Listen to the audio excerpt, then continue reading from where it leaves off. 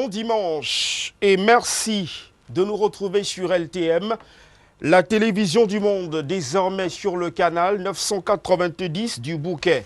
Canal+, votre amphithéâtre dominical, prend possession ce dimanche de votre tube cathodique.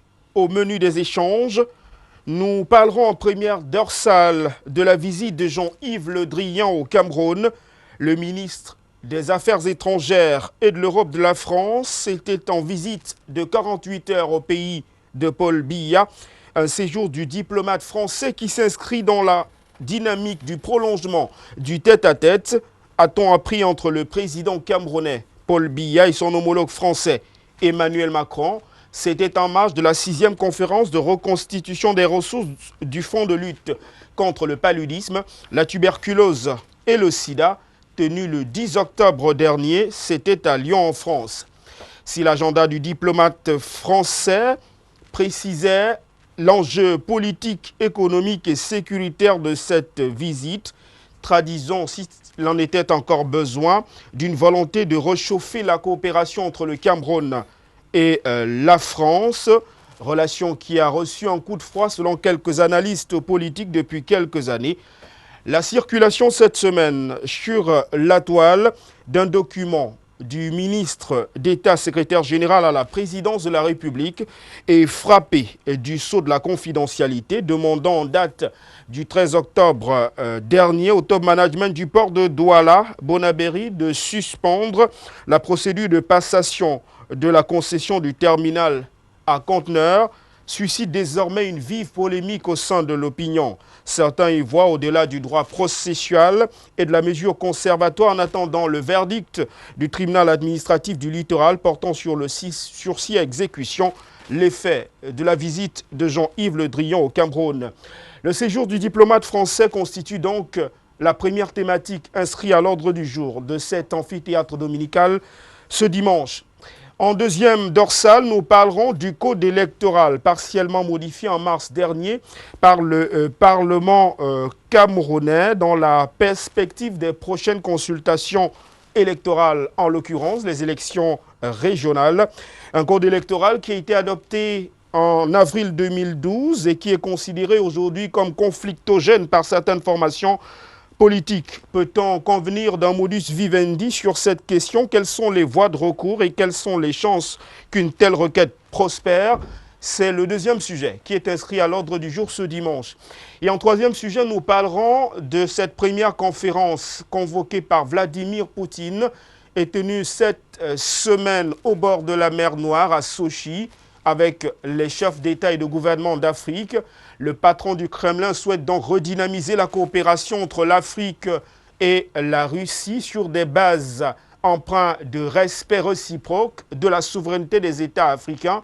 Peut-on s'attendre à une coopération gagnant-gagnant dans le cadre de cette relance de la coopération entre la Russie et les pays d'Afrique? Quels sont les enjeux politiques, géopolitiques et même sécuritaires d'une telle rencontre? L'Afrique, qui depuis 2014, à la suite d'une étude menée par la Banque mondiale, est considérée comme un véritable gisement minier. On parle de plusieurs minerais qui ont été découverts sur le continent. Le cas du Mali semble le plus parlant, avec un gisement d'eau douce capable de combler la demande de la planète sur pratiquement 200 années. Le Cameroun n'en fait pas, est également un cas d'école en la matière. On parle de 300 minerais qui ont été découverts au pays de Paul Biya, faisant du Cameroun ces pays qui entrent dans le club très fermé des pays qui possèdent des terres rares. Nous en parlerons donc en dernière dorsale ce dimanche dans le cadre de cette émission politiquement incorrecte. Le code de conduite reste inchangé. Ne rien dire pour plaire, tout dire pour construire. À tout de suite.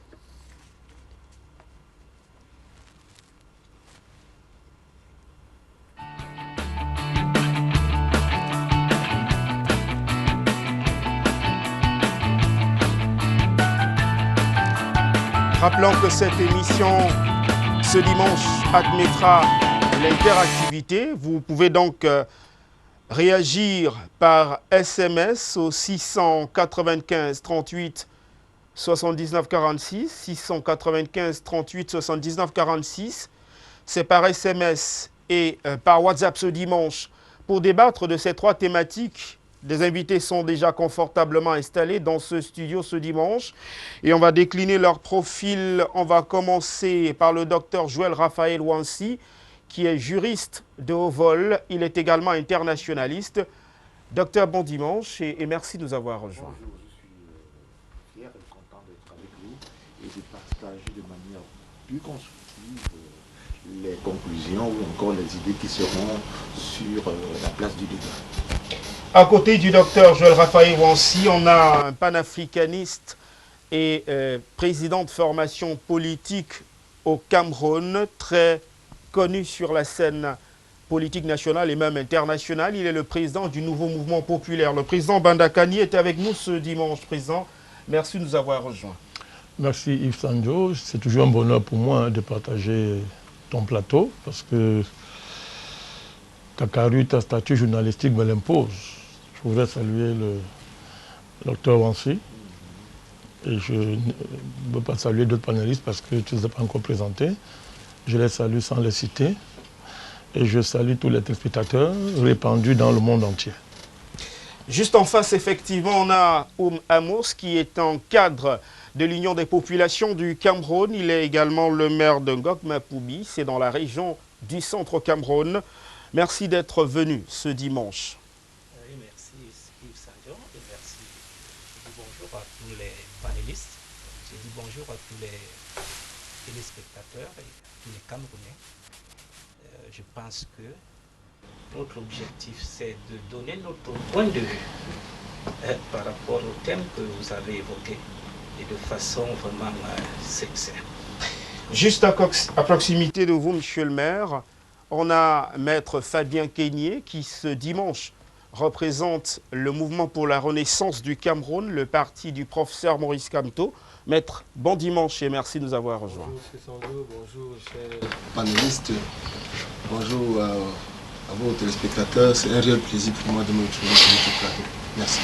On va donc ouvrir le débat ce dimanche avec Bandakani sur la visite d'Yves Le Drian au Cameroun. D'abord la polémique et ensuite les grands axes de cette visite du diplomate français qui semblait s'inscrire dans la dynamique du prolongement du tête-à-tête entre le président Paul Biya et Emmanuel Macron le 10 octobre, dernière marche du sommet de reconstitution des fonds de ressources pour la lutte contre la tuberculose, le paludisme et le sida. Bandakani, il y a un document qui circule depuis le 23 octobre dernier et qui fait état de suspension de la procédure de passation de la concession du terminal à conteneurs de Douala-Bonabéry qui avait été attribué à une filiale suisse à la suite d'appels à manifestation d'intérêt qui avait par ailleurs été dépouillé par le top management du port de Douala. Certains y voient une coïncidence, précisant d'ailleurs que le procès est pendant devant les juridictions, la filiale du groupe Bolloré ayant saisi le tribunal administratif pour demander un sursis à exécution. Y a-t-il une coïncidence ? Oui, à première vue, de manière apparente, il y a une coïncidence, ça relève de l'évidence. Sous réserve de ce que le document soit validé comme étant officiel, parce que nous ne pouvons pas faire des débats sérieux à partir d'un document qui est dans les réseaux sociaux. Donc, sous réserve, mais pour être honnête aussi, d'un côté, le gouvernement n'a pas démenti le document jusqu'à présent. Il n'y a pas eu un démenti officiel. Donc, on est dans un flou. Quand vous êtes devant un flou comme ça, on reste sur les choses qui sont défendables, qu'on peut analyser de manière froide. Donc, je dis que la coïncidence, elle est évidente, c'est clair. Mais maintenant, faisons le débat dans le fond, parce que l'enjeu est connu, c'est le contrat du port. Tout à fait. Nous ne tournons pas autour du port. Donc, les discours qui sont, le bruit qui est fait tout autour, j'appelle ça bruit parce que, pour l'instant, ça reste que des bruits, c'est des débats d'émotions, il n'y a pas d'arguments qui sont mobilisés, mis sur la table par les uns et les autres. De quoi est-ce qu'il s'agit? L'enjeu, c'est le port autonome de Douala.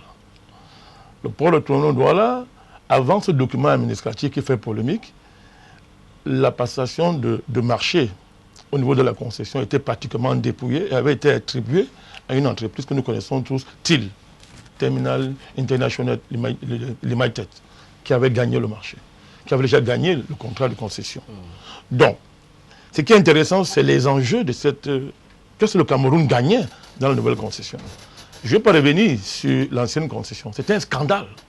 Et le NMP a été le seul mouvement à engager un combat contre le groupe Bolloré pour dénoncer le scandale que constituait cette concession, parce que c'était une concession extrêmement dolatoire pour rester poli. Il avait acquis ça cadeau, et le Cameroun finançait les investissements au port, et M. Bolloré empêchait les bénéfices. Le Cameroun ne gagne pratiquement rien, alors que la nouvelle offre que nous avons sur le plan de la redevance générale, vous êtes à 355 milliards sur 15 ans, là Bolloré nous donnait 62 milliards. C'était bien, donc faites la différence. Et zéro droit d'entrée, parce qu'il a pris ça pour rien. Les 600 millions qu'on raconte là, c'est du mensonge. Que ceux qui peuvent dire le contraire viennent nous démentir. C'est du mensonge. Bolloré n'a rien versé comme droit d'entrée quand il a pris le contrôle au port. Je parle à Mondovision. Personne ne peut me démentir, y compris même le gouvernement camerounais. Donc, vous avez au niveau de la redéfense fixe annuelle, le Cameroun gagne beaucoup. Au niveau de la participation nationale, 45% d'augmentation de la participation nationale, à raison de 25% pour le PART, 20% pour les nationaux, contre, quand c'était M. Bolloré, 8%, c'est-à-dire 6,6% pour le PART et 2,8% pour les nationaux. Donc, le Cameroun a fait un bond qualitatif extraordinaire en termes de gains dans la nouvelle dynamique.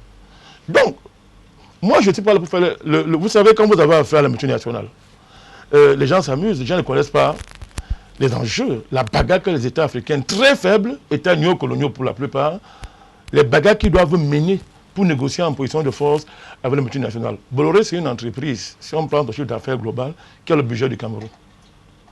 IGE a dit qu'il y a un chiffre d'affaires, on a 5 000 milliards d'euros de francs CFA. Donc, le budget pratiquement du Cameroun. Et elle est soutenue par l'État français, deuxième puissance maritime du monde.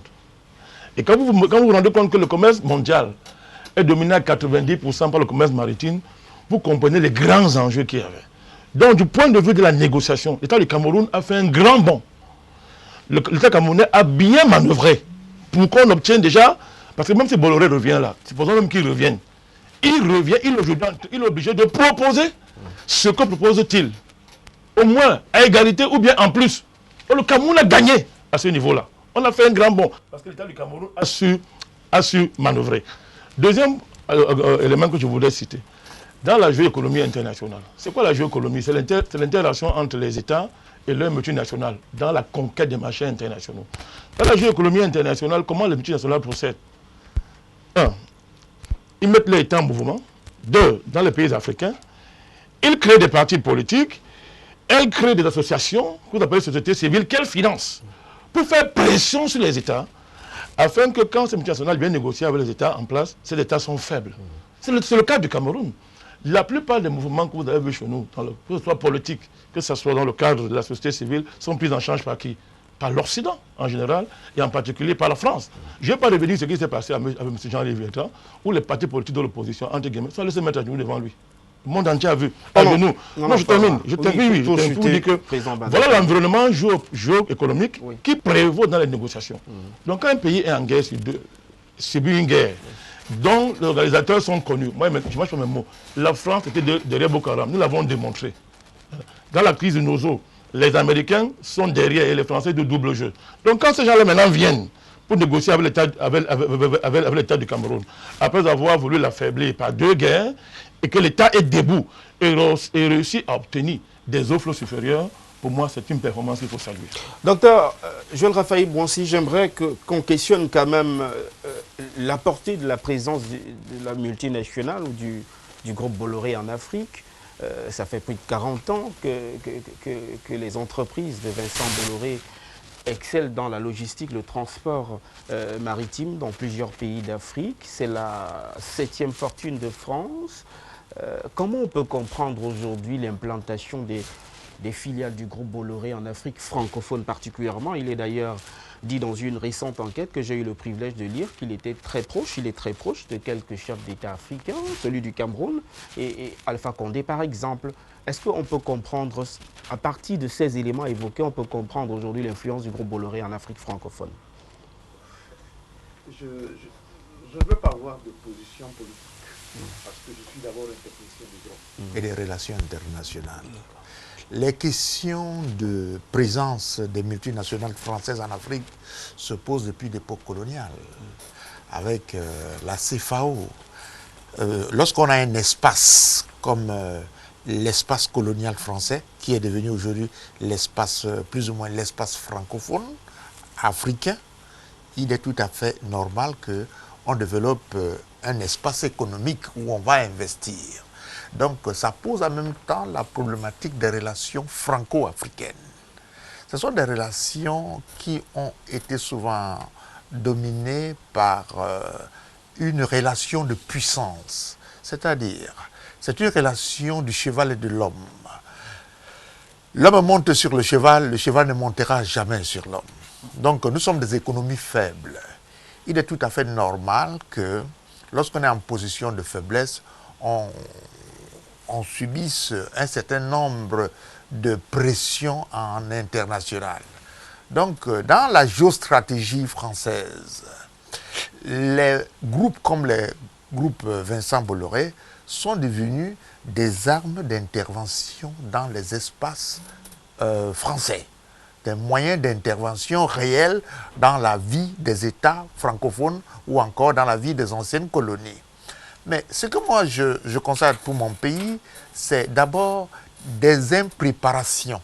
Parce que j'ai eu l'impression que la contractualisation, du moins le marché public qui avait été lancé par le port de Douala, a été mal préparé. Le dossier a été mal ficelé. Un dossier tient compte aussi de l'espace et des influences qui peuvent avoir tout autour de la question, tout autour de l'objet du contrat. Mais en fait, je constate aussi quelque chose, c'est l'impact qu'aura une telle décision si elle est prise. Parce que nous sommes un pays qui se tourne vers l'investissement extérieur. Imaginez-vous quelle sera la position des investisseurs qui tapent à notre porte. Vont-ils encore croire à notre droit dès lors qu'il peut y avoir interventionnisme politique à n'importe quel moment? En droit civil plus particulièrement, il y a le 1134. Les conventions patientes des parties tiennent lieu de loi et doivent être appliquées de bonne foi. Cela n'échappe pas à l'État. Il faut faire très attention sur les impacts qu'auront une telle décision. Fabien Kenyé, vous êtes également juriste, issu du MRC, le mouvement pour la renaissance du Cameroun, sous réserve évidemment de l'authentification de ce document en circulation sur les réseaux sociaux. On a quasiment envie de vous demander comment on peut comprendre une mesure conservatoire dans ce cas-là où un marché a été officiellement attribué et dont l'adjudicataire est connu. M. Sanjo, vous permettez de dire que cette correspondance est un véritable scandale sur le plan de la gouvernance. Parce que, voyez-vous, j'ai comme juriste du mal à comprendre le fondement juridique de cette correspondance. Vous savez que le port autonome de Douala est régi par l'acte uniforme de loi sur les sociétés commerciales. C'est-à-dire que le port autonome de Douala a un conseil d'administration et une direction et ses dirigeants. Ça veut dire que le port autonome de Douala applique la politique du conseil d'administration. Et voilà donc, dans ses pouvoirs, le directeur a fait un appel, a lancé un appel d'offres. Les gens ont soumis dans le cadre contractuel. Ça relève du droit des marchés publics. Il y a un cahier de charges auquel obéissent tous les co-contractants. Vous comprenez très bien. À l'issue du dépouillement, le groupe Bolloré n'a pas été retenu. Il se pourrait même qu'il ait été 7e parmi les candidats. Et c'est ce groupe qui a pris sur lui d'exercer une voie de recours contre la décision du port autonome de Douala d'attribuer le marché à la société TIL. N'est-ce pas? Par la suite, dans son bon droit, le groupe Bolloré a décidé de déférer le rejet de sa candidature par devant les juridictions administratives. Alors, Esudouga Pouzou est en cours, le chef de l'État prend sur lui de demander la suspension. Quelle est la valeur juridique de cet acte? Comme l'a dit le docteur, même si je crois, il vous dit, quel sera, autant pour moi, quel peut être l'impact de ces de mesures par rapport aux investisseurs qui frappent à nos ports? Et c'est la traduction de la navigation à vue dont a toujours fait montre nos gouvernants, nos gouvernants autant pour moi. Et cela traduit la faiblesse de nos États. qu'un État puisse se soumettre, ou que notre chef de l'État se soumette à la visite d'un simple ministre des Affaires étrangères, cela nous semble un tout petit peu ridicule. Vous avez tout à l'heure, M. Bandakani a parlé tout à l'heure de coïncidence, que vous savez, il s'agit d'une coïncidence. On a comme impression que le chef d'État a exécuté les ordres de la puissance coloniale. Donc nous ne sommes pas encore sortis du colonialisme. C'est de ça qu'il s'agit en fait. La juridiction qui a été saisie rendra sa copie probablement avant la fin de cette année 2019. Amos, sur cette affaire, l'Union des populations du Cameroun a une position très claire. Il faut couper le cordon ombilical avec l'ancienne colonie. Bolloré reste le vestige, dit-on, d'une France-Afrique mourante. Vous, comment vous percevez cette affaire du port de Douala? Nous pensons réellement qu'il y a une nette évolution. Parce qu'il y a 40 ans, 30 ans, une pareille situation ne pouvait pas se produire. Parce que les Français, disons, avaient le monopole de la décision. Il ne se trouvait jamais qu'une entreprise française soit dans cette situation. Moi, je félicite le gouvernement. Ça montre que... Donc il y a une fin de monopole dans les domaines stratégiques qui jusqu'ici étaient acquis. C'est de ça qu'il est question. C'est par là qu'il faut analyser la situation. Parce que nous avons connu les années d'avant l'indépendance. Nous avons connu les années d'après l'indépendance, où on prenait, les Français prenaient ce qu'ils voulaient au Cameroun, sans toutefois avoir une opposition. Vous voyez, les chefs de l'État qui étaient là-bas, où tu donnais, tu es là, où tu ne donnes pas, parfois on te fait partir. Et comment? Bon, maintenant, quand il y a une situation, moi je crois qu'il faut déjà féliciter le gouvernement. C'est une situation normale dans la passation des marchés de faire un recours. Parce qu'il y a toujours un cahier de charge. Et il est toujours dit qu'un candidat, même chez nous, là, au niveau de nos communes où nous avons les commissions de passation des marchés, il peut arriver qu'un candidat qui n'a pas été retenu, il fasse recours. Ça, c'est vraiment normal. Pour qu'on explique et qu'on essaie de voir, peut-être, pour dire que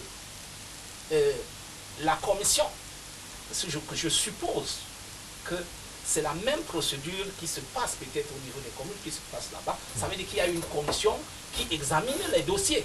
Oui. Et si quelqu'un pense que son dossier a été, peut-être, il a fait des meilleures offres par rapport à celui qu'on a retenu, il a le droit de faire recours.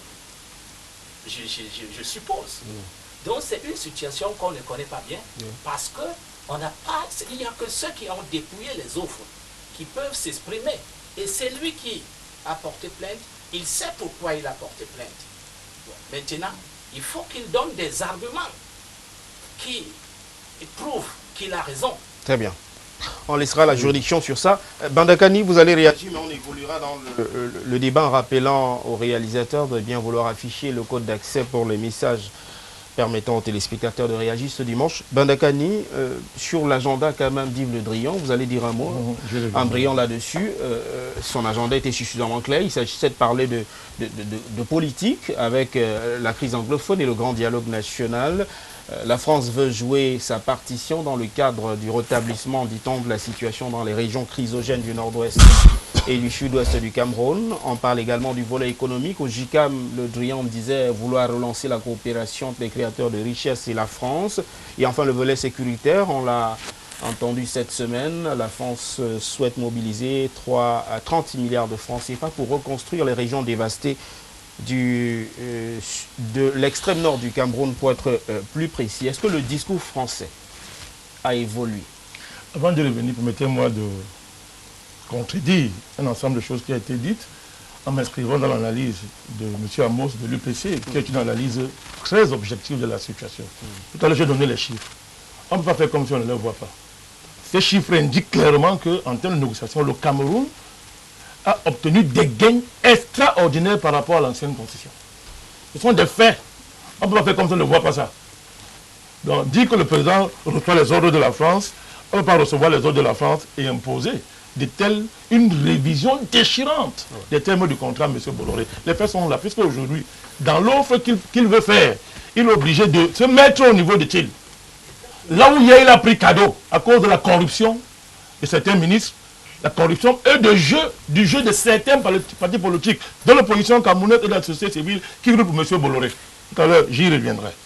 Donc, on ne peut pas dire que le professeur Wansi, pour qui j'ai un énorme respect, a raison de convoquer le primat des affaires. Mais je suis désolé, maître, j'ai beaucoup de respect pour vous, vous êtes un grand juriste. Mais quand on signe la convention, Bolloré signe avec l'État du Cameroun. Ce n'est pas avec le DG du Pôle. Mais quand il est avec le DG du Pôle, il représente l'État du Cameroun. Donc, l'interlocuteur de Bolloré, c'est l'État du Cameroun. Le DG n'est qu'un représentant de l'État du Cameroun. C'est un fait. Et quand M. Bolloré, qui n'investit rien, va prendre l'argent à l'étranger et que l'argent est garanti par l'État du Cameroun, à ce moment-là, on ne nous convoque pas ce qu'on nous a convoqué tout à l'heure. Donc, M. Bolloré, l'État du Cameroun est dans son rôle. Même le principe de territorialité, le port est sur le territoire camerounais. Ça appartient à l'État du Cameroun. Donc, l'État est dans son rôle. Et M. Bolloré lui-même ne nous contredit pas l'État. Lorsque lui-même, il porte plainte à la Cour d'arbitrage internationale à Paris, sur le dossier, hein, il est débouté à Paris. Il revient lui-même ici, il va en justice administrative. Il obtient gain de cause dans un premier chapitre.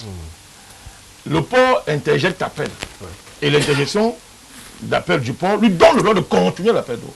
Ce que le gouvernement conforte. En tant que patron du port, le gouvernement lui dit, en plus du fait que tu as droit de le faire sur le plan juridique, juridico-administratif, c'est dans le pouvoir de l'État pour continuer. De la première lettre de M. Ngongo. Donc, que le même État aujourd'hui fasse un document, s'il est vrai, maintenant de suspendre, il n'y a aucune violation. On a violé quoi? Arrêtons la surenchère inutile. On a violé quoi? On n'a rien volé. L'important, c'est de savoir qu'est-ce que le Cameroun gagne dans cette affaire. Et le Cameroun gagne énormément. Deuxièmement, M. Yves Le Drian, là maintenant je reviens sur votre question. Oui. Mais analysons, M. Yves Le Drian vous dit que je viens relancer le partenariat. Ce sont ces mots. Non, Yves Sandro, on ne relance pas ce qui marche. Il dit relancer parce que depuis bientôt 10-15 ans, le président camerounais résiste au néocolonialisme français. Il y a des faits. En 2007-2009, il refuse de renouveler les accords secrets de coopération. Ça, si on ne voit pas ça, le président a refusé de renouveler ça. Il a refusé de renouveler. Et ça a une importance stratégique majeure pour le destin du Cameroun. C'est pour ça que rien que pour ça, moi, je soutiens le président Biya. Je le soutiens. Et je vais toujours le soutenir sans avoir aucun état d'âme. Le président camerounais refuse de négocier. C'est pour ça qu'on a deux guerres, Boko Haram. Et la France était dedans. Moi, il peut le dire. C'est que d'autres partis ne peuvent pas dire parce qu'ils ont peur de la France. Ils roulent pour la France. Nous, on le dit. Nous avons démontré que c'est la fin derrière Boko Haram. Mais à l'époque, il y a eu un grand meeting au Cameroun, ici à Yaoundé. Vous avez la présence des ministres de l'État du Cameroun. Madame Robichon a été huée. Pourquoi elle a été huée? Les faits démontrent que la France est derrière Boko Haram. Monsieur là est venu négocier ici. Bon, je ne vais pas revenir dessus. Il est venu négocier ici. Des concessions ont été faites par le président de la français. Et l'État du Cameroun n'est pas en guerre contre la France. L'État du Cameroun gère les contraintes géopolitiques intelligemment. Donc la France est derrière Boko Haram. Ils font la guerre au Cameroun parce qu'on veut ramener le Cameroun à re-signer de nouveaux accords secrets de coopération, comme ça a été fait en Côte d'Ivoire. Le président Biya résiste, mon cher ami. Dans le Nozo, parce que la France maintenant vient dire qu'on va donner tel argent pour reconstruire le Nozo et tout. Dans le Nozo, la France joue un double jeu. Le jour, elle fait extrêmement d'être avec le Cameroun. La nuit, elle est avec les Américains qui sont derrière cette crise. Donc maintenant, quand la France se rend compte que l'État du Cameroun n'est pas tombé, il est debout, la France se ravise. Elle lâche ses pions qu'elle avait dans le jeu politique, et ces pions-là, vous les avez vus aller à genoux devant M. Le Drian. On ne peut pas dire que le président camerounais, c'est un néocolon, et on fait pire que lui. Lui, au moins, c'est qu'il est héritier de ces systèmes. D'accord. Mais ceux qui veulent changer le Cameroun, pourquoi ils font pire que le président? Vous allez vous mettre à genoux devant le Drian, vous donne 3 minutes de parole, 3 minutes. L'équilanto, vous vous levez, et vous voulez changer le Cameroun. Nous, on préfère l'original à la copie. Très bien. Nous, on préfère. Je termine. Oui, il faut terminer, président. Donc, M. Le Drian est venu relancer la coopération en position de faiblesse, malgré le brouhaha qu'il est en train de faire. 1. M. Le Drian reconnaît que le Cameroun, c'est la décentralisation, c'est la position de l'État du Cameroun. Il a dit. 2. Il dit que la France va se tenir aux côtés du Cameroun pour la stabilité du Cameroun. la France va refinancer, va aider à la reconstruction du Nord, qu'elle a contribué à détruire, avec le Boko Haram qu'elle manipulait par derrière. Elle va financer aussi la reconstruction du Nozo. À quel niveau? Vous voyez, non seulement nous obtenons une nouvelle offre très avantageuse au niveau du port, mais nous obtenons des financements que la France traînait à libérer, alors que c'est notre argent qu'elle vole dans le cadre du franc CFA. Aujourd'hui, elle libère ça. Donc on a la reconstruction, on a du financement, on a un nouveau rapport politique, géopolitique avec la France, et on a un port autonome qui a des gains extraordinaires. Mais qu'est-ce qu'on veut? Docteur Qu'est-ce qu'on veut? Raphaël Ouanssi, sur cette même question, la visite d'Yves Le Drian, l'agenda suffisamment politique, économique et sécuritaire, on peut y voir des enjeux plus importants que cela.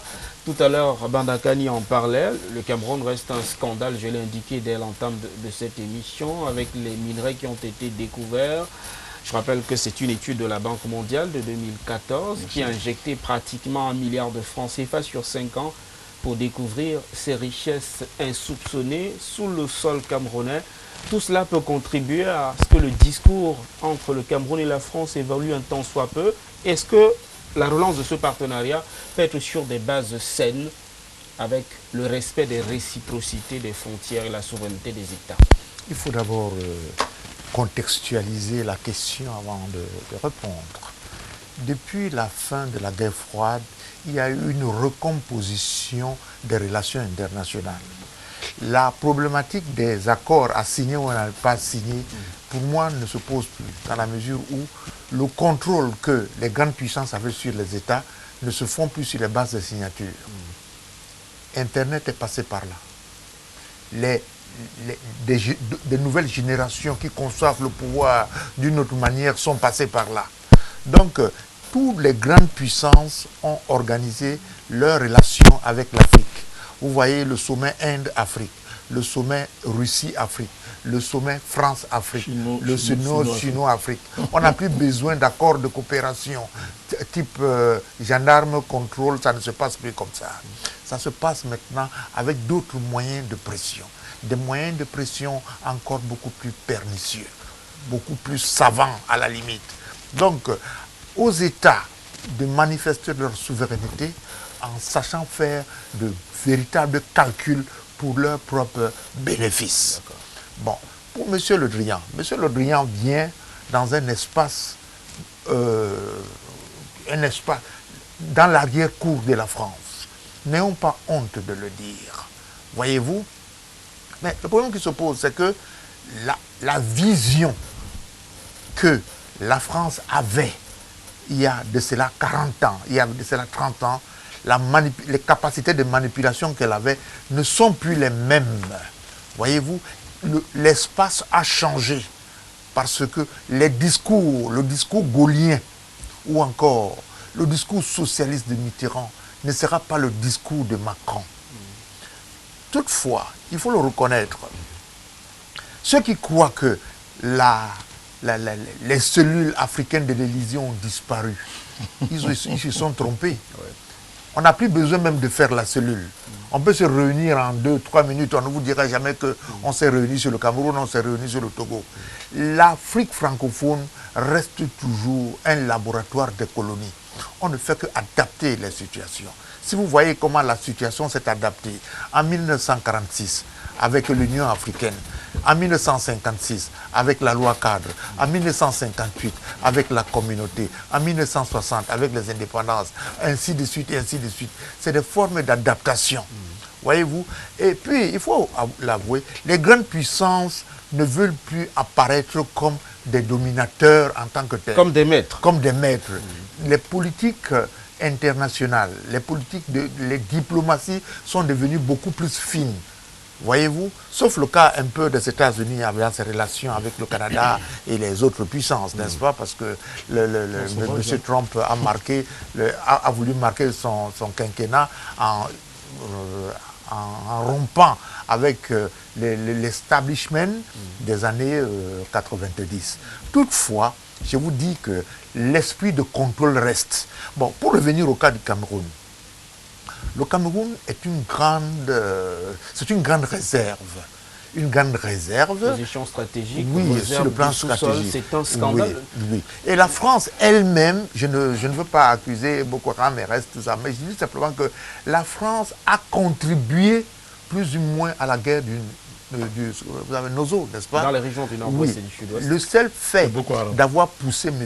Ahidjo à rompre avec le fédéralisme était déjà une grande catastrophe pour l'histoire des relations entre la France et nous. Ça, il faut le dire. Et elle rompait avec le fédéralisme quand 2 années après la fin de la guerre du Biafra, où la France avait déjà eu des difficultés, où elle avait tenté de reconnaître l'État du Biafra, et ça a été un échec sur la diplomatie africaine. Donc, pour revenir à notre cas, mais la vérité est là, l'enjeu géostratégique reste entre les puissances, entre l'ancienne puissance tutélaire et les nouvelles puissances qui tapent à la porte. Alors cet enjeu géostratégique, Fabien Kenyé, se gère donc entre les États.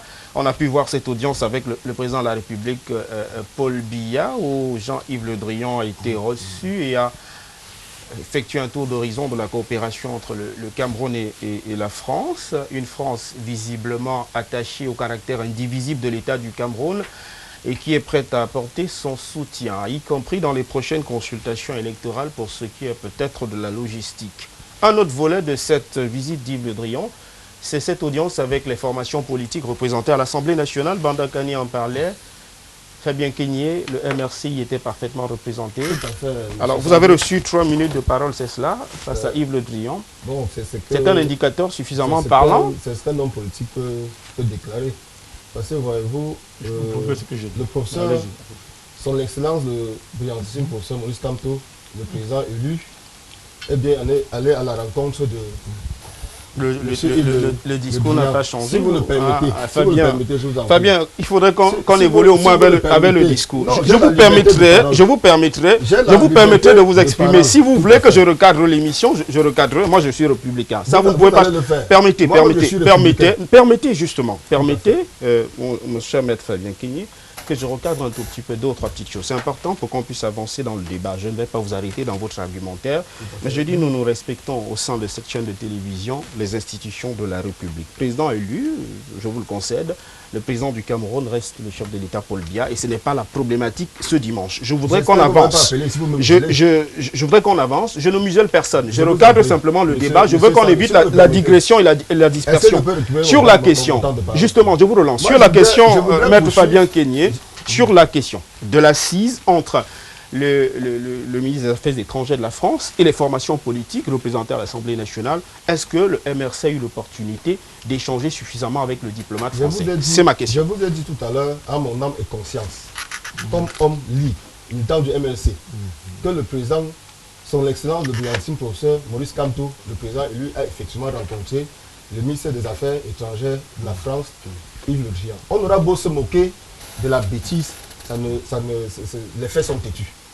Vous me permettrez de revenir encore un tout petit peu sur le dossier de Bolloré, avant de poursuivre. Non, il faut qu'on avance. Non, il faut qu'on avance. Il faut qu'on avance. Fabien, il faut qu'on avance. On a 3 thématiques. Moi, je ne comprends pas. Il faut qu'on avance. Il faut qu'on avance.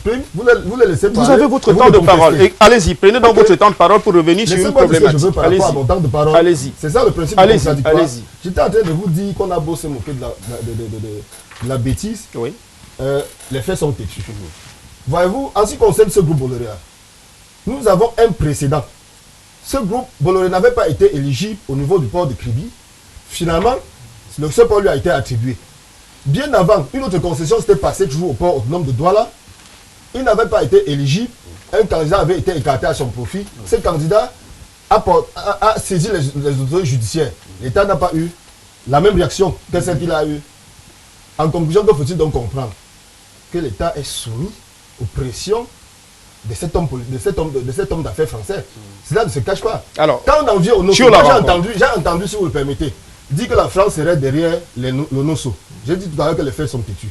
Il me semble que ce n'est pas la France qui a pris sur elle de frapper sur des avocats qui demandaient qu'il leur soit appliqué la common law. Il me semble que ce n'est pas les Français qui ont frappé sur les enseignants qui lui demandaient que leur système d'éducation soit reconnu. N'est-ce pas? Voyez-vous, la Très bien, France... vous nous embarquez dans Comme une la autre France, thématique. j'en viens Je voudrais. Vous permettez, Maître Fabien, sinon vous n'avez pas un modérateur autour d'un plateau et ce n'est pas une très bonne chose quand on veut construire dans un pays. Alors, venons justement sur la coopération, c'est mathématique. Si vous le permettez, oui, en ce qui concerne cette coopération et l'offre que la France présente, n'est-ce pas? Oui. La France, vous aurez constaté que toutes ces propositions sont alignées sur celles proposées par le gouvernement. Et vous savez que la France, depuis, par rapport au contentieux post-électoral, la France avait une position identique à celle du gouvernement camerounais. C'est sur la pression de l'Union européenne et du monde entier que la position de la France a été absorbée. Et aujourd'hui, quand il y a une certaine accalmie, je dis un semblant d'accalmie, la France reprend son bâton, elle est revenue, dit au Cameroun, j'entends vous aider. Pourquoi est-ce que le Cameroun ne le ferait pas lui-même? Nous n'avons pas toujours besoin, si vous prenez par exemple un pays comme le Rwanda, là, par rapport à ce que le professeur Rachid disait, le Rwanda n'a besoin de personne aujourd'hui pour se développer. Il faut qu'on apprenne à s'autodéterminer. Parce que pour nous, c'est ce qui importe pour nous aujourd'hui, c'est commencer la décolonisation véritable. Nous en sommes encore à la colonisation. Très bien. Amos, sur la même question, l'Union des populations du Cameroun souhaite depuis tout temps avoir une relation ou des rapports décomplexés avec la France. Vous avez le sentiment que cette visite de Yves Le Drian donne un bel avenir de cette coopération bilatérale, une coopération faite de partenariat et non une coopération entre le maître et l'élève? En fait, l'UPC a été représenté dans ses assises par son secrétaire général, Aubert Rapport-Lepote, qui a participé à ces débats. En fait, ce que je dois d'abord dire, c'est que le Cameroun a évolué et les Camerounais aussi ont évolué parce que aujourd'hui, les Européens surtout, ils n'ont plus facilement les voies d'accès aux manipulations des populations. Je félicite les hommes politiques comme Banda Kani, puisque pour déstabiliser et pour asseoir leur domination, les Européens manipulaient les hommes politiques. J'ai peur que cette année encore, ou lors des élections, ceux qui se disent encore gagnants des élections ne soient pas des manipulés. Parce que voilà, il ne faut pas seulement voir que voilà ce qui se passe, mais il peut aussi arriver que ces gens qui se présentent comme des candidats parfois, ils sont des gens qui sont manipulés par l'extérieur pour détruire ce qui a déjà été. J'espère que mon voisin est dans le débat. Parce que vous m'avez interrompu. Allez-y, allez-y. Vous avez votre temps de parole, je ne vous ai pas interrompu, mon cher Fabien. C'est très normal que lorsque la voie de la manipulation ne passe pas pour signer des nouveaux accords, des nouvelles accords, qu'on passe par des négociations, puisque la France a des intérêts au Cameroun. Je crois que c'est là l'objet de la visite du ministre français. Très bien. Vous allez dire un mot, c'est vrai que cela prend un tout petit peu, ça pourrait jeter un coup de froid dans cette émission ce dimanche. On a le regret d'apprendre le décès du maire de Boya, Patrick Ekema, qui aurait été victime d'un accident vasculaire cérébral. Il serait donc officiellement décédé. On y reviendra en tout cas dans nos éditions spécialisées sur les antennes de la télévision du monde. Banda Kani, pour évoluer un tout petit peu, même si on jette un coup de froid dans cette émission ce dimanche, pour évoluer sur cette coopération-là, est-ce qu'on peut s'attendre à une autre vision, une autre perception des rapports entre la France et le Cameroun au-delà de cette visite d'Yves Le Drian? Rien de bon. La France ne changera pas, c'est une puissance. Le professeur vous l'a dit. La France c'est une puissance. C'est une puissance qui a une tradition capitaliste. Et le capitalisme, historiquement, s'est traduit dans les pays africains par l'esclavage et la colonisation. Et elle continue sur les modalités du néocolonialisme. Donc c'est de cela dont la France ne changera pas. Ce qui est important, c'est la capacité des Camerounais à mûrir dans l'analyse des rapports internationaux et à être patriotes. Parce que la coopération, ce n'est pas ce qu'on voit en plein jour. La vraie coopération, c'est ce qu'on ne voit pas. Et tout à l'heure, qu'est-ce qu'on ne voit pas? Ce qu'on ne voit pas, c'est que dans tout son précaré, entre guillemets, la France, je répète, a créé des partis politiques, a créé des sociétés civiles, a créé des journalistes, des médias, et même une partie du clergé. Moi, je dis mes choses, j'assume. Quelqu'un peut démentir, il vient au débat. Je dis une partie du clergé roule pour la France. Que voulez-vous faire dans un pays? Que voulez que le président d'un pays fasse quoi? Lorsque sa société civile, les partis politiques qui s'appellent partis d'opposition, une grande partie du clergé, les médias roulent pour l'étranger ouvertement. Vous avez vu ça où? Je vous donne des faits. Quand nous avons commencé le combat contre Bolloré, les qui combattaient le NMP et Bandakani? Les qui? Des partis politiques et des patrons de médias. Moi, j'ai été suspendu de passer dans des médias à cause de Bolloré. C'est pas le président Biya qui leur a dit de le faire. De quoi est-ce qu'on parle? J'ai été suspendu de passer dans les médias. Je ne vais pas les citer ici, mais je ne le ferai pas, par respect pour vous. Qui m'ont dit, vous ne pouvez pas venir chez nous parce que vous parlez mal de Bolloré. Si vous voulez intervenir ici, ne parlez pas de Bolloré. Ce n'était pas la CHTV, des médias que vous appelez médias d'opposition. Pourquoi? Parce que bon, si on parle contre la France, on aura pour le visa de résidence à Paris. C'est là que je prends. On aura plutôt l'avantage. Certains journalistes, chaque année, ont 2 millions de francs garantis chaque année que la France les donne à travers les mécanismes. Mais si vous jouez contre la France, on vous supprime ça. Ça, c'est la coopération. C'est le moyen de pression. C'est de la géopolitique. Donc, la coopération entre le Cameroun et la France ne peut pas être fructueuse si le Cameroun continue à avoir des hommes politiques qui ne sont pas à la hauteur de la tâche. Si on dit que le président Biya, c'est un néocolon, moi je dis que l'État Cameroun, c'est un État néocolonial. C'est nous qui avons lancé ce concept sur le paysage politique avec l'UPC. Donc pour nous, on ne nous apprend rien à ce niveau. Mais que le néocolon là, lui fasse des efforts pour s'en sortir, et que des partis prétendument révolutionnaires qui veulent changer le Cameroun viennent être pires et tendre le bras à la France que aide-nous, hein, mettez-moi au pouvoir, je vous donne ça. Il y a un parti qui a perdu l'élection présidentielle sur le MSC. Monsieur Kamto, le président Kamto a écrit une lettre dans le marché, comment on appelle ça? Libération. La lettre existe. Qu'est-ce qu'il dit dans la lettre? Il dit à la France que vous mettez au pouvoir, je vous donne les matières premières.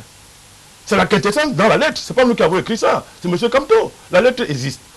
Quand on me dit que, bon, ok, quand on nous dit que quelqu'un a été élu de façon brillantissime, je vous le concède, maître. Mais comment pouvez-vous être un président élu? Vous allez vous asseoir avec le ministre des Affaires étrangères, il vous donne 3 minutes de parole. Vous êtes président élu, d'accord. Et vous allez vous asseoir avec le ministre des Affaires étrangères qui vous donne 3 minutes de parole. C'est une contradiction majeure. Ça veut dire que vous ne savez même pas ce que vous voulez. Si vous êtes élu, mais quand même, vous êtes quand même gros. Vous n'allez pas vous asseoir, un petit ministre des Affaires étrangères vous convoque, vous allez vous asseoir, vous n'êtes pas obligé d'y aller. Et dans cette conversation, dans ce dialogue, est-ce que vous avez mis sur la table le dossier Bolloré? Vous n'avez rien dit à propos. Vous aurez pu dire que M. Lilian, il a fait Bolloré, c'est pas normal. Voilà pour ça de parti, vous n'avez rien dit. Autre chose, non, il est important qu'on éclaire l'opinion. Par rapport au port de Kribi, quand on dit que Bolloré avait rebondi à le port de Kribi, oui, maître, sauf que vous ne dites pas que l'État avait obligé Bolloré, comme condition pour s'y retrouver, de financer la deuxième partie d'aménagement des travaux. Sur l'appel d'offres. Vous dites? Après que Bolloré est perdu sur le dossier. Mais l'État camerounais examine des offres comme il veut. Mais ça te passe comme ça en France, ça te passe comme ça aux États-Unis. Est-ce que tu peux continuer à parler? Allez-y. Regardez les négociations de M. Trump. Pourquoi est-ce que vous faites comme si M. Trump, l'Amérique, c'est votre référence? Vous voyez comment Trump négocie? Il pose un pion aujourd'hui, demain il change, il pose un autre, à la fin il gagne pour l'Amérique. L'État camerounais a le droit de le faire. Monsieur, je vais vous dire pourquoi il a rebondi d'accord. Je suis d'accord avec vous qu'il a rebondi là-dedans. Mais on lui a posé des conditions qu'il a été obligé de remplir. Qu'il ne voulait pas faire hier, il a rempli. Mais je vais même plus loin. Mais pourquoi Bolloré est puissant au Cameroun? Il faut le dire. Parce que vous avez des ministres corrompus, des partis d'opposition corrompus, des journalistes corrompus, il faut dire la vérité. C'est de cela qu'il s'agit. C'est pour ça qu'il est riche. Je termine avec votre permission. Il faut chuter rapidement. Le président Kamto sur l'affaire du franc CFA. D'abord, vous dites que l'État du Cameroun, c'est un État néocolonial. Le président, c'est un valet de la France. Vous avez été son ministre pendant 8 ans. Vous ne le saviez pas. Vous avez été ministre d'un valet de la France. Ça veut dire que vous êtes 2 fois plus valet que le potentiel valet de la France. Vous avez été son ministre pendant 8 ans. Sachant que l'État du Cameroun, c'est un État néocolonial. 2. Quand nous avons engagé le combat contre le franc CFA, qui nous a combattu, ce n'est pas le président Biya, il n'a rien dit. Monsieur Kamto a fait une interview en Allemagne pour dire que le franc CFA, c'est une très bonne chose. Et que Bandakani, c'est un anti-français, ils sont contre la France. Monsieur Kamto a défendu la France. Assumez, la vidéo existe. Assumez vos positions. Donc, si on veut décoloniser le Cameroun, on prend des positions claires dans les combats anticoloniaux que les gens mènent. Pas qu'on combat quand les forces patriotiques mènent ces combats, vous êtes contre ces combats, et lorsque votre patron arrive, il vous reçoit, vous lui dites que c'est le président qui est un président néocolonial. Vous-même, vous êtes des forces néocoloniales. Pour sortir de ce sujet avec vous, docteur Joël Raphaël Ouansi, nous parlions de cette coopération. Est-ce qu'on peut s'attendre à un véritable changement de schéma? Est-ce que le rapport de force existe? La France est une puissance militaire et nucléaire qui a l'avantage du terrain en Afrique francophone en majorité. Le Cameroun est un scandale minier.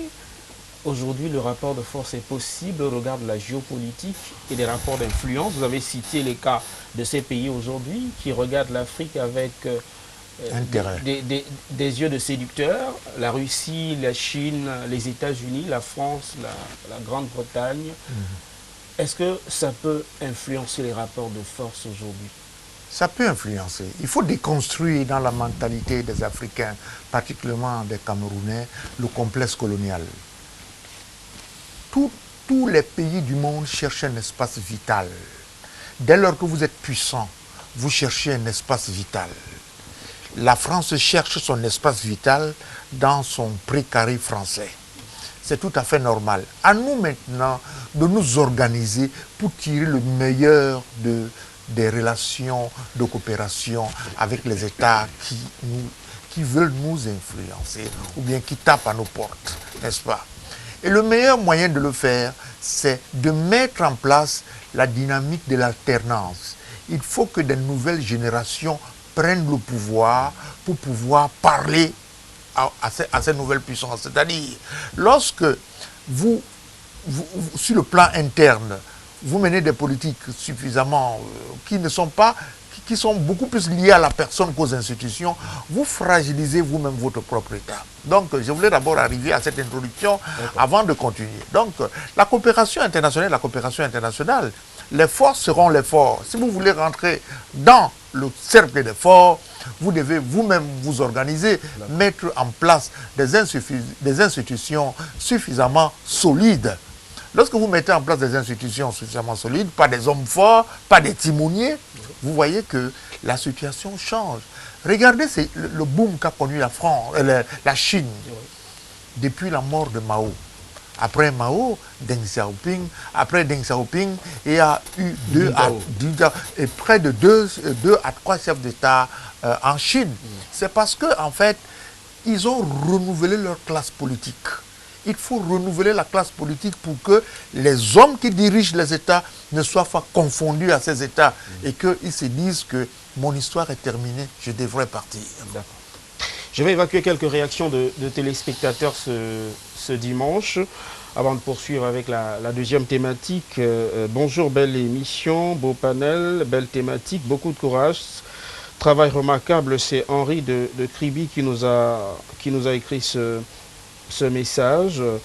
Autre message, combien de fois M. Biya a fait des exigences qui n'ont jamais été respectées? Si vous ne signez pas vos messages, je ne vais pas les rendre publics.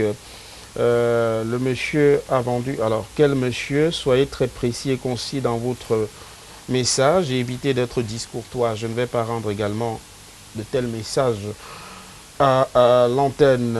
Monsieur Bandakani, difficile d'aller jusqu'au bout de votre réaction. Je vais prendre également donc cette fois-ci des SMS.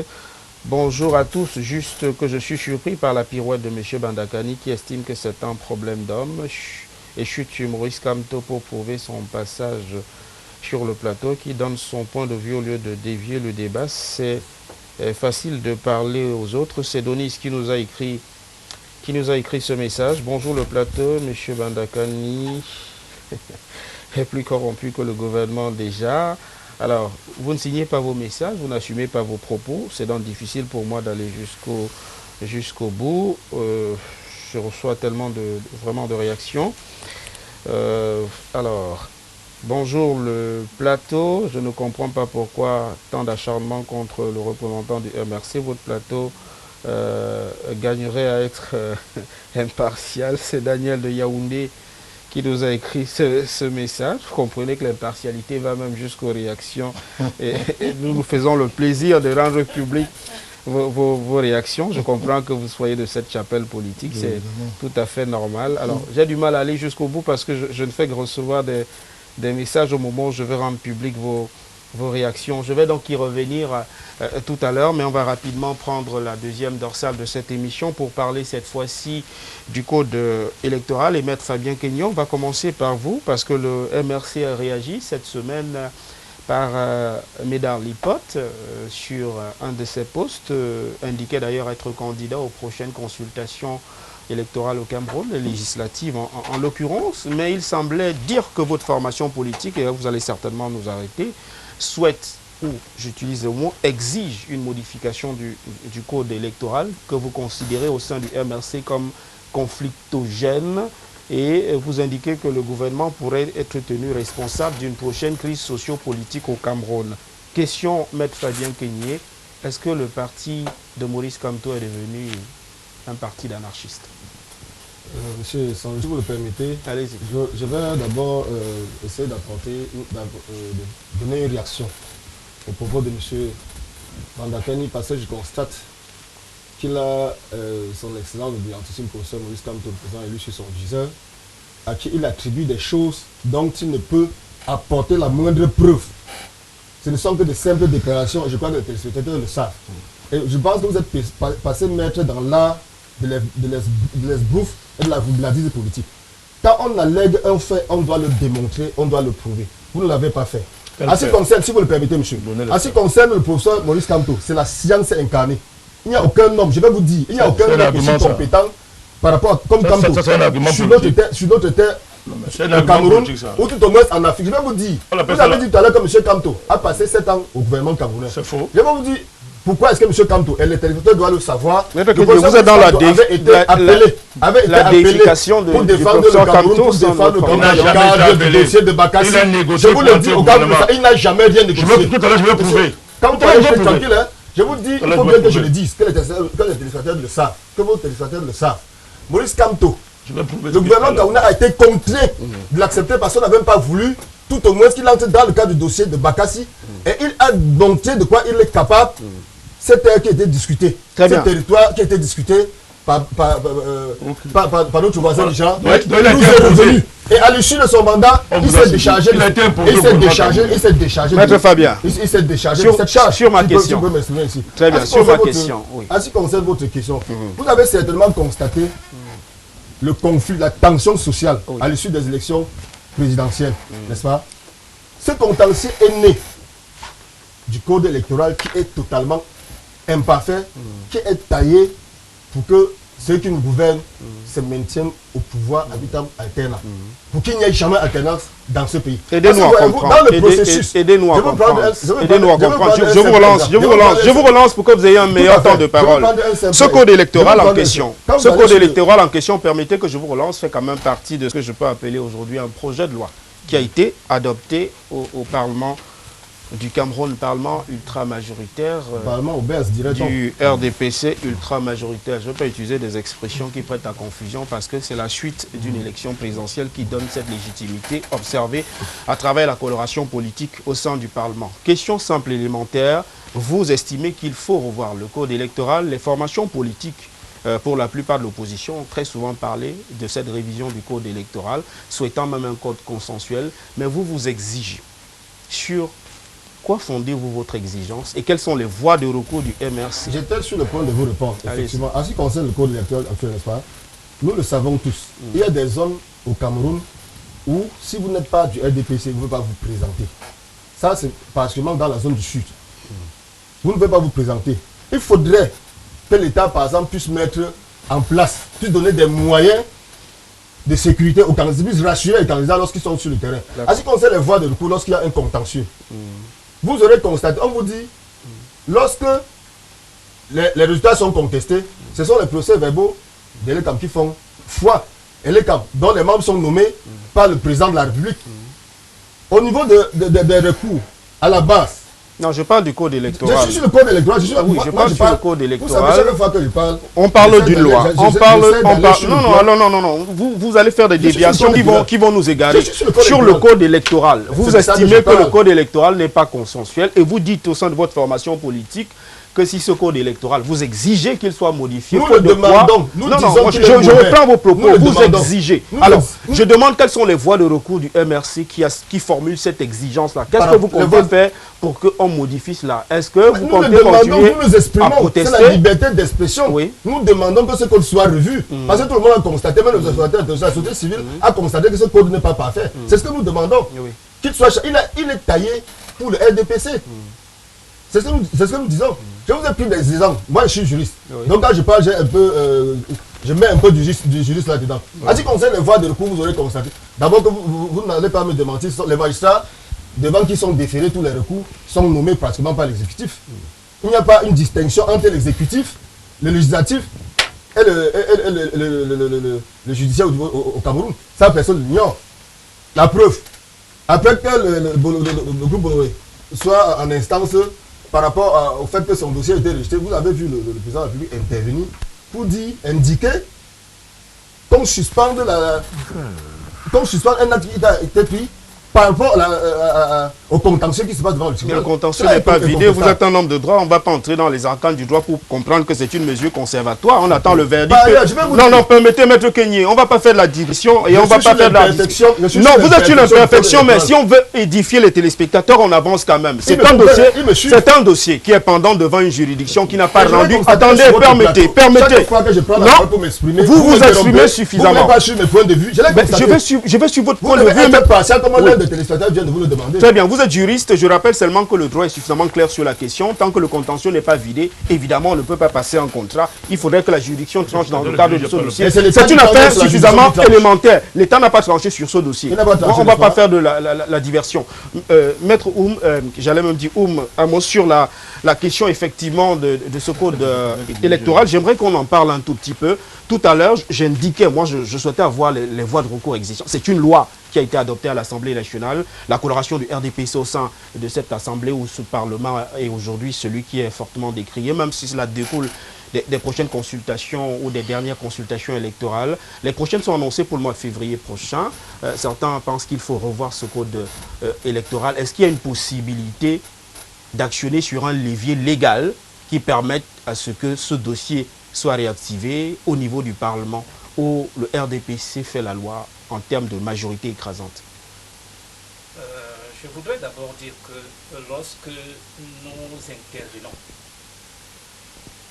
nous devons intervenir pour le bien du Cameroun, pour le bien des populations du Cameroun, pour le bien des Camerounais. L'UPC est au-dessus vraiment des individualités. Parce que lorsqu'on fait l'analyse d'une situation, nous devons faire une analyse globale. Et j'ai toujours pensé que le problème du Cameroun est d'abord un problème d'idéologie. Parce qu'il faut que nous soyons des patriotes, des nationalistes, pour que le Cameroun avance. Mais lorsque nous avons l'égoïsme, nous ne pouvons pas. Quand vous avez parlé de la Chine a une idéologie, c'est par rapport à cette idéologie que la Chine s'est développée. Mais ici, chez nous, c'est chacun qui a sa façon de réfléchir. Je ne peux même pas parler d'idéologie. Donc, pour revenir, il y a déjà à peu près un mois, nous avons assisté au grand débat national. Je crois que le problème du code électoral a été posé. Et pour moi, il fallait d'abord qu'on sorte ces résolutions, que les résolutions du grand débat soient appliquées. Bon, voir si cette résolution, ces propositions qui ont été faites vont être approuvées. D'accord. Bon. Au niveau de l'Assemblée, je crois que d'ici quelques temps, l'Assemblée va être convoquée. Je je ne connais pas l'ordre du jour, mais peut-être ce problème pourrait être introduit. Même si généralement la session du mois de novembre, c'est une session budgétaire, hein. C'est donc sûr. possible effectivement Il peut avoir qu'on une introduise session ce dossier. extraordinaire, oui, oui, effectivement. Docteur Raphaël Ouanssi, sur ce code électoral, si on veut édifier les téléspectateurs sur ce dossier-là, est-ce que ça peut être modifié par un autre mécanisme que celui justement constitutionnellement reconnu, en l'occurrence des projets et des propositions de loi? Pour ce qui est des propositions de loi, ça n'a pas beaucoup prospéré depuis la mise sur pied de cette institution. Pour ce qui est des projets de loi, le RDPC fait la pluie et le beau temps au sein des deux chambres à travers sa majorité. C'est le RDPC, à travers sa majorité, qui peut véritablement entraîner une véritable modification telle que le souhaitent les autres acteurs politiques. Est-ce que ces modifications, si jamais c'est inscrit à l'ordre du jour, pourraient décrisper le climat sociopolitique au Cameroun, à votre avis? Je garde espoir parce que je considère que la gestion des élections dans un pays comme le Cameroun est une mission de service public. Et les missions de service public sont des missions qui ont pour but de consolider les nations et de renforcer la notion les notions républicaines. Donc pour arriver à cette affaire de code électoral, dès lors qu'un pays aspire à la paix, comme le Cameroun qui aspire à la paix, surtout en ces moments très difficiles, si le code électoral est jugé conflictogène, je pense qu'il y a moyen de revoir le code. Il y a moyen de revoir le code, mais pour revoir le code, il faut un minimum de consensus entre les partis politiques. S'il n'y a pas de consensus entre les partis politiques, il y aura de mauvaises élections. Et les mauvaises élections entraînent les frustrations. Et ceux qui sont frustrés ne participent pas au projet de développement, au projet de construction de la nation. Donc j'arrive, pour arriver à ce point, je dis ceci, on ne perd rien. Lorsqu'on est juste, lorsqu'un homme politique est juste et qu'il veut devenir un homme d'État, il veut rentrer dans l'histoire, il ne perd rien à écouter les partis d'opposition sur l'organisation du service public des élections. Puisque l'organisation du service public des élections n'appartient pas à un parti. Tout à fait. Il appartient à l'État en construction. C'est pourquoi on dit l'État, c'est-à-dire des states. À l'État en construction. L'État en construction est une dynamique qui évolue. Donc, quels que soient les cas, en dehors du Parlement, comme cela s'est fait pour le dialogue national, on peut inviter les partis politiques à discuter et à rechercher un consensus pour la construction du service public des élections. Donc sur cette question, on peut convenir d'un modus vivendi. Je vais évacuer des réactions plutôt favorables à Maître Fabien Keigné. Bonjour, Tao Mathieu. Je ne comprends pas pourquoi les journalistes ne permettent pas à Maître Fabien d'aller jusqu'au bout de son argumentaire. Pourtant, vous parlez de débat. Écoutez, vous voyez que je vous laisse, je rends votre SMS. Bonjour sur le plateau, je suis Désiré, je réside à Bali, dit à Bandakani en politique. Vous êtes presque... Écoutez, il a toujours assumé son soutien au chef de l'État Paul Biya, hein, si c'est ce que vous vouliez dire dans votre message. Alors, je vais rapidement prendre d'autres réactions. Il y en a tellement ce dimanche. Alors, une autre réaction d'un téléspectateur. Une seule personne peut nous dire, pour les accords de coopération, le président de la République, c'est un Kondojan qui nous a écrit ce message. Il souhaite peut-être qu'on revienne sur cette coopération. Bonjour le panel. Monsieur Bandakani aurait dû amener cette lettre. Pourtant, ce monsieur continue de nous distraire. Nous l'avions tous suivi à l'époque dans une chaîne panafricaniste quand il disait que le président de la République devait s'en aller. Ce monsieur Herman de Bamenda qui nous a écrit ce message. L'UDC a toujours pris position pour cette révision du code électoral. L'élection à 2 tours et l'alternance au pouvoir depuis 1982. C'est Armand de Douala qui nous a écrit ce message. Continuez de réagir. Nous nous ferons le devoir de rendre public vos réactions. On va sans transition aucune prendre la dernière dorsale de cette émission. Vous allez dire un mot et embrayer sur le troisième sujet puisque nous sommes tenus par le temps. Bandakani, sur la dernière thématique, on parle de la coopération entre la Russie et l'Afrique, Vladimir Poutine est suffisamment clair. Il veut une relation entre deux partenaires qui se respectent et qui respectent la souveraineté de leurs États. Ça tente au fait de dire que même si on n'a pas des antécédents historiques ou militaires avec ce pays, puissance nucléaire, l'Afrique aujourd'hui attire toutes les convoitises. Le Cameroun n'en échappe pas. On parlait de scandale minier tout à l'heure pour indiquer qu'on a retrouvé 300 rives minerais différents à la suite de la récente étude menée par la Banque mondiale, ce qui fait du Cameroun une terre qui attire énormément toutes ces puissances-là. C'est le cas également d'un pays comme le Mali, pour ne citer que ces cas de figure. Mais globalement, l'Afrique, visiblement, attire les puissances étrangères. La coopération avec la Russie, sous quel prisme vous la percevez? Moi, je ne peux pas laisser prospérer les postures sur un plateau où je suis assis. Mon cher Yves, je vais vous rassurer, moi, les spectateurs ne m'impressionnent pas. Je ne vais pas sur un plateau plaît-plaît. Je connais comment le système socio-médiatique camerounais fonctionne. Je connais comment le terrorisme numérico-médiatique a été organisé par le MRC. Pour terroriser ceux qui ne pensent pas comme. Je suis une des principales victimes de cette campagne. Je suis au-dessus de certaines personnes. Tout à fait. Donc, alors, je vais d'abord prendre un constat. Quand on nous dit qu'on dit les choses sans preuve, il faut qu'on fasse mieux que nous. Vous voulez quelle preuve? Mettre le mieux de dire à mon vision qu'on a imposé Kamto au président Biya pour qu'il entre au gouvernement. C'est lui qui a dit. On veut quel débat encore? Le dossier l'a imposé. Maintenant, vous corrigez à mon vision encore, vous enfoncez. Vous ne me suivez pas. Vous enfoncez maintenant. Vous avez dit à mon vision que vous avez dit à mon vision qu'il a été imposé par l'extérieur. C'est un pion de l'extérieur. Je ne l'ai jamais dit. C'est ce qu'il est. Vous n'allez rien changer. Jamais dit. Vous n'allez rien. Maintenant, vous pouvez changer à mon ça vous engage. Je ne l'ai jamais dit. Ben, je peux continuer à parler. Je précise et je signe, je ne l'ai jamais dit. Voilà. Allez-y. Donc, le naturel revient toujours au galop. Chassez-le, il revient au galop. On vous dit que votre président est un pion de l'extérieur, vous voulez contredire, mais vous affirmez vous-même que ce qu'on dit est vrai de lui. Je ne vais pas revenir sur ce que lui-même il a dit, les vidéos existent concernant le dossier Bakassi. Lui-même il a dit que le patron de ce dossier, c'était le président Biya qui a tout fait. La vidéo existe. Maintenant vous êtes même plus réaliste que lui. C'est lui qui est d'autre. Que lui. Donc ça me fait sourire. Alors, affirmation sans preuve, j'ai dit trois choses ici. Un, j'ai dit qu'après l'élection présidentielle, M. Kamto a écrit une lettre dans le Libération. Vous allez nier ça. C'est moi qui ai écrit. Tout le monde connaît cette lettre. Libération. Vous dites qu'il n'y a pas de preuve. La Libération, c'est lui qui a écrit. Et le contenu fait honte. Pour quelqu'un qui prétend gouverner le Cameroun, ça fait honte. C'est pas moi qui avais écrit cette lettre, c'est M. Kamto qui a écrit. Où est la lettre? Libération. Où est la lettre? C'est dans le journal Libération. Mais tout le monde entier Apportez connaît le cette journal. lettre. Où est la lettre? Vous êtes un juriste, non? Oui.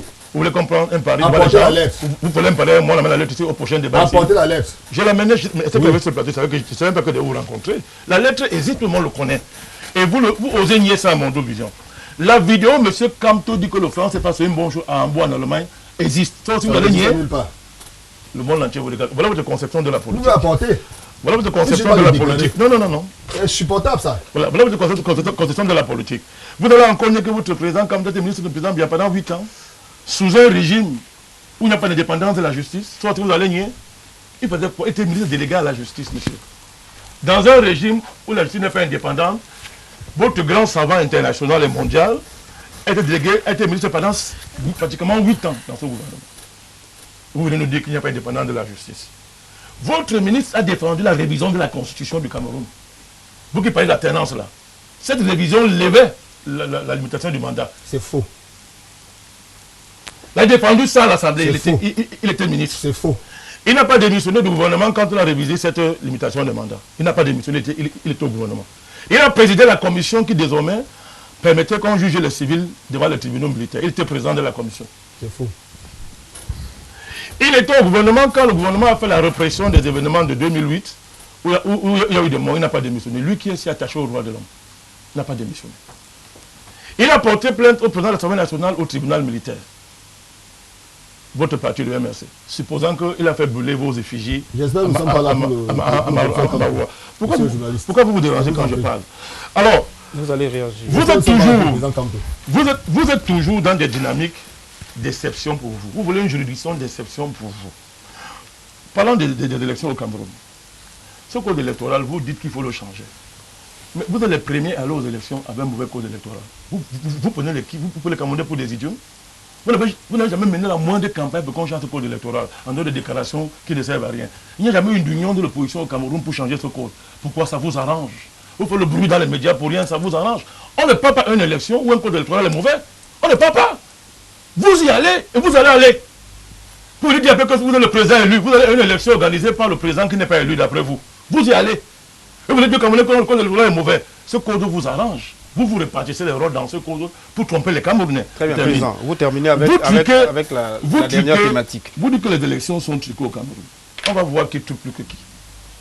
Vous êtes allé faire une requête à l'Union africaine. Personne ne vous a envoyé là-bas. Vous allez à l'Union africaine faire une requête où vous avez dit que vous avez gagné l'élection au Cameroun.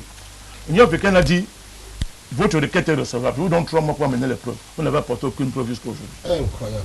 Aucune preuve à l'Union africaine jusqu'à aujourd'hui. Incroyable. Aucune preuve. Plus grave, votre allié d'hier vient de dire, pour le Kingé, que vous n'avez jamais gagné l'élection.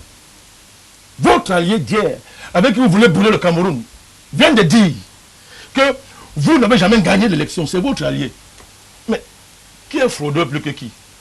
Vous déclarez que vous avez gagné une élection, vous n'avez aucune preuve. Vous êtes proclamé président du Cameroun sur la base de vos humeurs personnelles.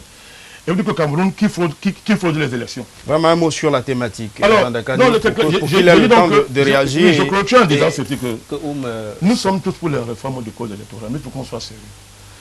Le code électoral est une affaire très sérieuse pour être l'apanage des seuls partis politiques. S'il y a débat sur la question, on convoque tout le monde. D'accord. Tout le monde, les chefs traditionnels, la société civile, la vraie, les églises, tout le monde doit te concéder. Ce n'est pas une affaire où les partis vont s'asseoir sur le parrainage des Occidentaux pour nous faire des codes électoraux qui vont déboucher sur la guerre civile. Dans tous les pays, pratiquement en Afrique, où il y a eu des élections à 2 tours, regardez l'état de ce pays, regardez le Mali, regardez la Centrafrique.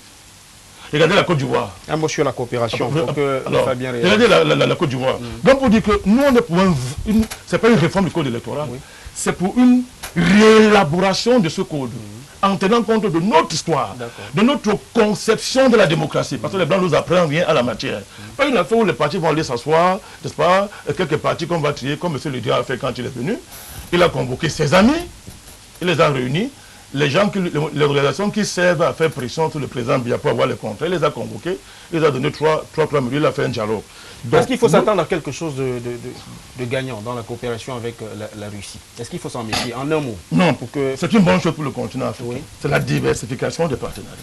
C'est une très bonne chose pour le continent africain. Vous savez, quand une femme est très courtisée par beaucoup de monde, mais écoutez, elle se vend cher. Hein? Maître Fabien Kenny. Donc c'est une bonne chose pour l'Afrique en général et pour le Cameroun. Maître Fabien Kenny, vous avez votre temps de parole rapidement sur la dernière thématique. Peut-être vous réagissez aux propos de Bandakani et on va terminer avec... Non, moi je ne reviendrai pas sur ça. C'est un débat inutile. Je pense que ça n'intéresse pas nos téléspectateurs. Très bien. Voilà, vous décidez à leur place. Vous avez dit que vous foutez d'eux. Mais je l'ai dit, il ne m'impressionne pas. Mais vous parlez donc pour qui? Mais vous me parlez donc pour qui? Vous beaucoup. Je voudrais dire pour vous n'avez pas d'argument. Parler comme Bala Obama que en fait, ici, nous n'avons pas besoin d'hommes forts. Nous avons besoin d'institutions fortes. D'accord. Ce qui importe pour l'Africain, ou tout au moins pour le Cameroun, n'est-ce pas? C'est la gouvernance. C'est la justice, le système judiciaire. Quand un investisseur vient chez vous, ou un touriste, quand il veut se rendre dans un pays, ce qui importe pour lui préalablement, c'est le système judiciaire. L'investisseur qui vient voudrait s'assurer que lorsqu'il aura un différend, la justice sera impartiale à son égard. Que lorsqu'il va signer une quelconque convention. Pour le reste, moi je peux vous dire, c'est tout à fait normal. Lorsque vous avez plusieurs partenaires, lorsque vous êtes un commerçant, et que vous avez plusieurs partenaires, vous pouvez faire de la surenchère. Ce n'est qu'une bonne chose. D'accord. En un mot sur la dernière thématique, la Russie se rapproche de l'Afrique. L'Afrique est comme une femme courtisée, le président Bandakani l'indiquait. Il faut quand même s'en méfier un tout petit peu. C'est une puissance nucléaire qui a une idéologie précise. Est-ce qu'il faudrait s'en méfier un peu? Elle est moins méchante que les Occidentaux.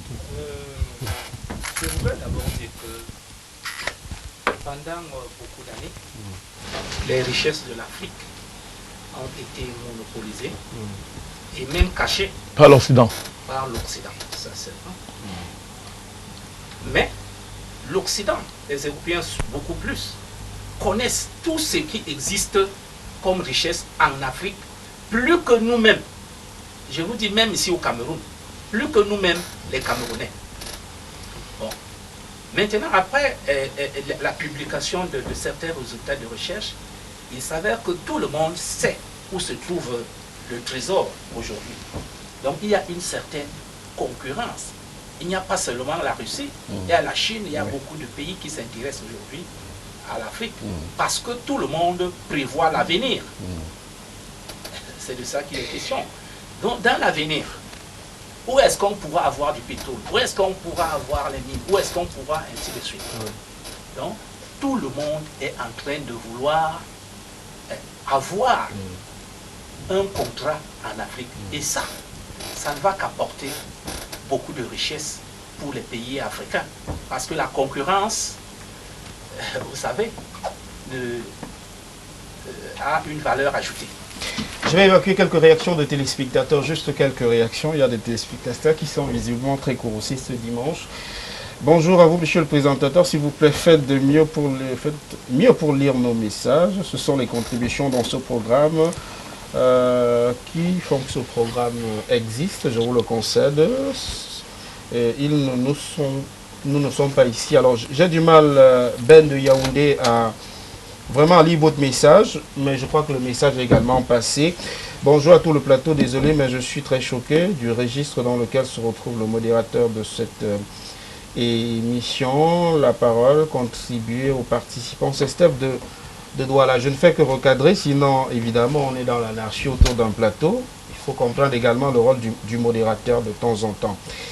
Je dis merci à LTM pour un débat équilibré. Je dis merci au président Bandakani. Ce monsieur est un grand homme qui fait des recherches avant tout débat contradictoire. Notre ami du MRC a perdu la parole. Ils ne sont pas à l'aise.